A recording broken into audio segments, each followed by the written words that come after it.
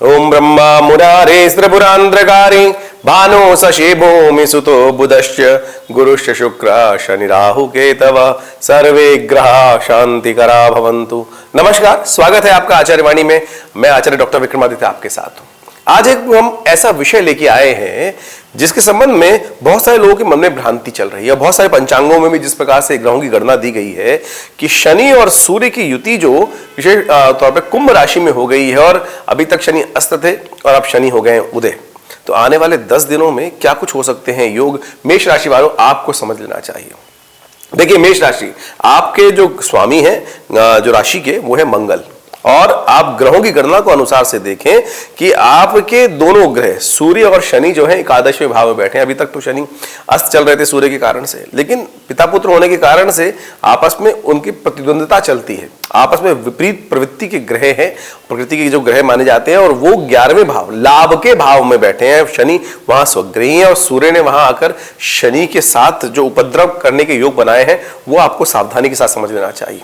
ये 10 दिन बहुत खास है जब से शनि उदय हुए हैं, और उसके बाद ये शनि का जो सूर्य का योग है 15 मार्च तक रहेगा। तो ऐसे में कुछ सावधानी रखनी चाहिए। शनि का सीधा सीधा प्रभाव बुद्धि पे पड़ रहा है, आपके अपने ऊपर पड़ रहा है, और सूर्य वहां बैठ के शनि को और एग्रेसिव बना रहे हैं। तो इस बात को हमें समझना चाहिए कैसे हम इन दिनों को निकालें और क्या कुछ प्रभाव इन ग्रहों का हमारी बुद्धि पर, हमारे अपने ऊपर पड़ सकता है। देखिए, सूर्य जब वहां बैठे हैं, सूर्य वहां बैठकर आपके लाभ में कुछ ग्रहण लगाने के योग बना सकते हैं। सावधान होकर काम करने का प्रयास करना चाहिए। उत्तेजना, सूर्य उत्तेजना कारक ग्रह है। सूर्य एक तरह से आपकी उत्तेजना को बढ़ा सकते हैं, एंजाइटी को बढ़ा सकते हैं। तो इस बात का ध्यान रखिएगा कि यदि आपकी एंजाइटी बेकार कारणों से बढ़ी तो आपके लाभ पर कुछ समस्या उत्पन्न हो सकती है। वहीं शनि महाराज बैठकर बुद्धि में कुछ प्रभाव उत्पन्न कर सकते हैं, नेगेटिव प्रभाव उत्पन्न कर सकते हैं, क्योंकि सामने जहां उनकी दृष्टि पड़ रही है वो शनि का घर है। तो वहां पर संतान का भाव है, बुद्धि का भाव है। तो जिस प्रकार के योग बन रहे हैं वो साफ साफ दिखाते हैं कि बुद्धि को शांत रखते हुए आपको काम करने का प्रयास करना चाहिए। अन्यथा देखिए क्या कुछ प्रभाव पड़ सकता है। यदि बुद्धि अशांत हुई, संतान पे खराब प्रभाव पड़ सकता है, और साथ साथ आपकी बुद्धि, विद्या, ये जो एग्जाम के दिन चल रहे हैं, बच्चों के भी एग्जाम के दिन चल रहे हैं, तो कई बार क्या होता है कि बच्चा पढ़ नहीं रहा होता है, कई और कारण हो सकते हैं, और ऐसे में आप एग्रेसिव ज्यादा हो जाए तो उसका पूरे समाज में, आपके पूरे घर के वातावरण पर उसका नेगेटिव प्रभाव हो सकता है, आपके अपने ऊपर नेगेटिव प्रभाव हो सकता है। तो इसलिए धीरे धीरे रे मना धीरे सब कुछ होए, शांति के साथ हर चीज को समझाने का प्रयास करें, ग्रह एग्रीवेट करने का प्रयास करें, आपको एग्रेसिव बनाने का प्रयास करें, और आप अड़ियल स्वभाव हो सकते हैं। प्रैक्टिकल हर चीज को शांति के साथ समझाने का प्रयास करें। धीरे से शांति से समझाने का प्रयास करेंगे तो बहुत अच्छे से कष्टों को दूर करने के योग बना सकते हैं। तो मेष राशि वालों, आपके 11वें भाव में जो शनि सूर्य की युति चल रही है उसका क्या क्या प्रभाव चल रहा है वो हमने आपको समझाने का प्रयास किया है। आप समझ जाएंगे तो बहुत सारे अच्छे से उपाय ठीक कर कार्य कर सकते हैं। दैविक दृष्टिकोण से भी बहुत सारे उपाय बताए गए हैं, शास्त्र के दृष्टिकोण से, वो भी आप कर लें तो बहुत अच्छा हो सकता है। आप कोशिश ये करें, हनुमान चालीसा का पाठ करें, क्योंकि आपके जो विशेष तौर पर राशि है वो मंगल से संबंध रखती है, और मंगल जो है वो विशेष तौर पे हनुमान जी से संबंध रखते हैं। और आपके इष्ट इस राशि के अनुसार से सबसे श्रेष्ठ है कि हनुमान जी की उपासना करें, हनुमान जी को चोला चढ़ा दें।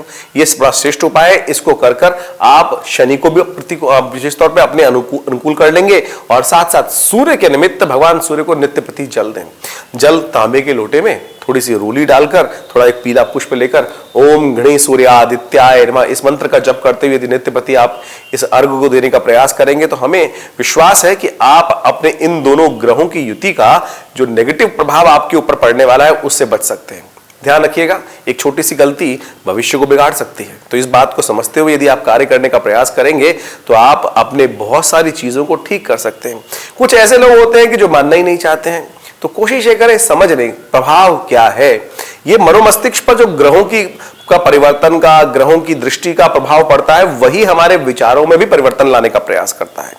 तो ग्रहों को समझें, उनके नेचर को समझें, उनकी प्रकृति को समझें, और उनका प्रभाव आपके ऊपर क्या हो रहा है वो भी समझने का आप प्रयास करेंगे तो बहुत चीजें अच्छी कर सकते हैं। तो ये थोड़े दिन का समय है। 15 तारीख को सुबह सूर्य आगे निकल जाएंगे 6:30 बजे, उसके बाद सूर्य मीन राशि में प्रवेश करेंगे। उसका प्रभाव क्या कुछ रहेगा वो भी हम आपको बताएंगे, लेकिन आशा करते हैं इस ग्रह के प्रभाव को आप अच्छे से समझेंगे और उसके अनुसार से काम करने का प्रयास करेंगे। अवश्य परिवर्तन आएगा। धन्यवाद।